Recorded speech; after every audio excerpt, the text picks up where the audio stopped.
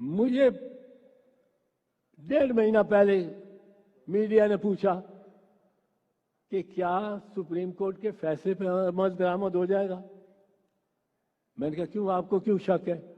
कि जी वो फौज कहती है हम नफरी नहीं दे सकते, वो रेंजर वाला इंटीरियर मिनिस्टर कहता है हम रेंजर नहीं दे सकते, वो क्या फाइनेंस मिनिस्टर कहता है मैं पैसे नहीं दे सकता, प्राइम मिनिस्टर कहता है कि इस बेंच को नहीं मानते, और उसका भाई भी ये कहता है जो लंदन में बैठा हुआ है हम तो बेंच को नहीं मानते तो इसका फैसला कैसे मान सकते हैं।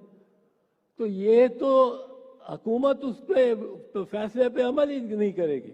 मैंने कहा, और ये मेरा मौक़िफ़ है, कि सुप्रीम कोर्ट का फैसला जो हतमी हो उस पे अमल दरामद खुद ही होगा।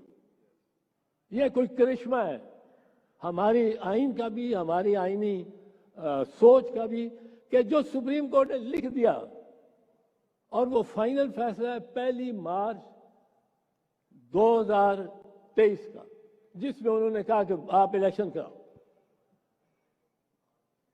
वो फैसला, उसमें तरमीम थोड़ी सी हुई है 4 अप्रैल की फैसले से, कि उन्होंने सुप्रीम कोर्ट ने कह दिया कि 14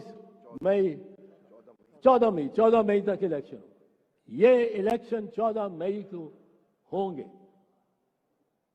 ये बस ये soft power of this court होती है, अदालत की सॉफ्ट पावर होती है, उसको बंदूकें तोपों की जरूरत नहीं है। ये अगर लिख दिया है कोर्ट ने और उमर अता बंदयाल ने कि इलेक्शन 14 मई को होंगे, तो इलेक्शन 14 मई को होंगे। सिपा सालार भी करवाएगा, प्राइम मिनिस्टर भी करवाएगा, सब करवाएंगे। और अगर कोई प्राइम मिनिस्टर या 3-4 लोग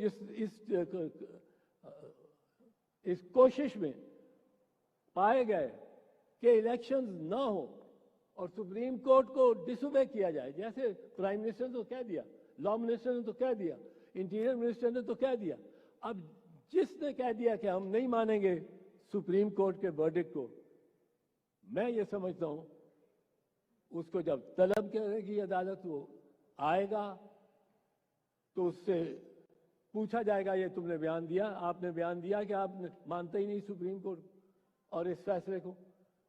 वो यहाँ या ना करेगा, हाँ ही करनी पड़ेगी, तो वहीं कन्विक्ट होगा। अगर वो ना करेगा तो नेक्स्ट डे एविडेंस बुला लिया जाएगा उसको कन्फ्रंट करने के लिए।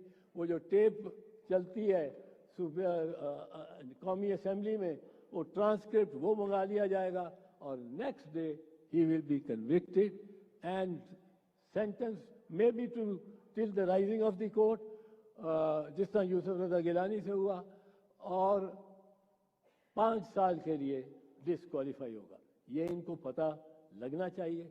एंड